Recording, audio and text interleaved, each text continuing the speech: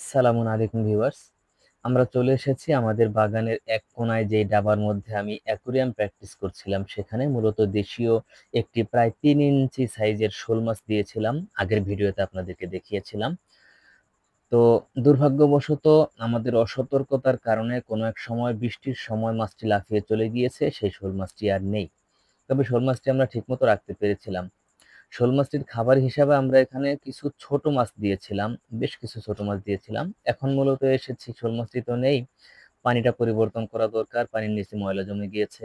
কচুরিপানাগুলোর মধ্যে কিছু কচুরিপানা নষ্ট হয়ে গিয়েছে। সবগুলো ফেলে দিয়ে বাছাই করে অল্প কিছু ভালো কচুরিপানা দিয়ে অন্যগুলো ফেলে দিব।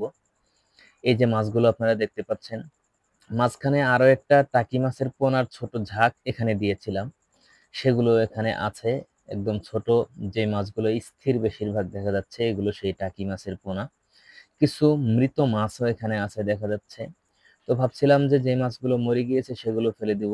এই যে এগুলো হলো টাকি মাছের পোনাগুলো।